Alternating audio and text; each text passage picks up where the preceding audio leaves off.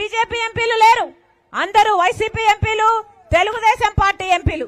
ఒక్కరంటే ఒక్కరైనా మళ్ళీ ప్రత్యేక హోదా గురించి ఎంపీలుగా ఉండి కేంద్రంలో మాట్లాడారా? ఎప్పుడైనా కొట్లాడారా? ఇంతమంది 25 మంది ఉన్నారు కదా, మరి ఆ రోజు మూకుమ్మడి రాజీనామాలు చేద్దామన్న వాళ్ళు ఈ రోజు ఎందుకు మూకుమ్మడి రాజీనామాలు చేయడం లేదు?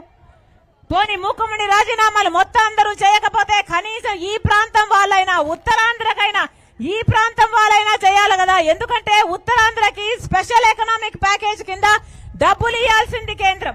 కనీసం ఈ ప్రాంతం ఎంపీలు కూడా మీకోసం కొట్లాడకపోతే, ఈ ప్రాంతం కోసం కొట్లాడకపోతే ఇక మీ ఎమ్మెల్యేలు, ఎంపీలు వీళ్ళందరికీ ఎందుకు ఓట్లేసినట్టు? వీళ్ళందరూ ఎందుకు పదవులు అనుభవిస్తున్నారు? 25 మంది ఎంపీలు ఉన్నారు, తక్కువ కాదు ఇది 25 మంది ఎంపీలు అంటే. ఈ 25 ఎంపీలు తలుచుకుంటే ఏదైనా చేయొచ్చు, కానీ తలుచుకోవడం లేదు. ఎందుకంటే వాళ్ళ నాయకులు జగన్మోహన్ రెడ్డి గారు, చంద్రబాబు గారు మొత్తం బీజేపీ ముందర సాష్టాంగపడ్డారు. కాబట్టి మొన్న చంద్రబాబు గారు ఢిల్లీకి వెళ్లారు, వాళ్లకు వంగి వంగి దండాలు పెట్టుకొచ్చారు. నిన్న జగన్మోహన్ రెడ్డి గారు వెళ్లారు, ఒక పేపర్ ముక్క పెట్టొచ్చారట.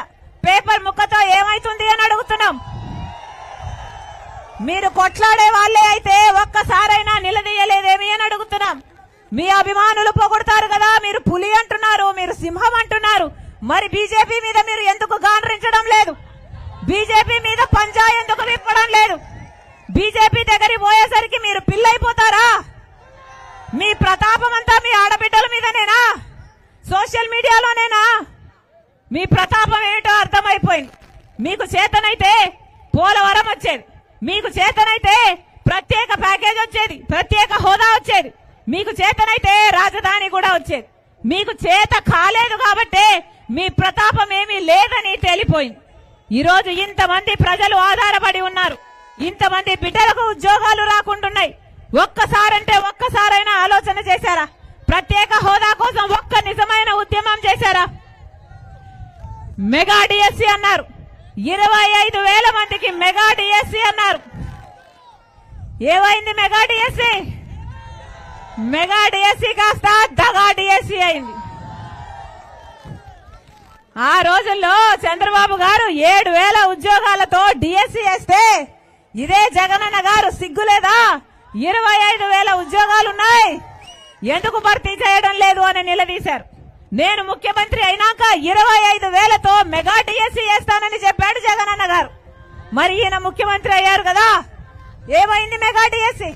ఈ రోజు 30,000 ఉద్యోగాలు ఖాళీగా ఉన్నాయి, డిఎస్సీ ఉద్యోగాలు భర్తీ చేయొచ్చు.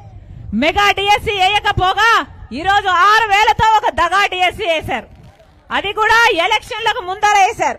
5 సంవత్సరాలు ఒక్క జనవరి 1 రోజున జాబ్ క్యాలెండర్ వేయలేదు, ఒక్క రోజు కూడా ఒక్క మాట నిలబెట్టుకోలేదు. ఈ రోజు దగా డిఎస్సీ వేశారు, మళ్ళీ యువకులను దగా చేయడానికి. లక్షల మంది బిడ్డలు డిఎస్సీ కోసం తయారయ్యారు.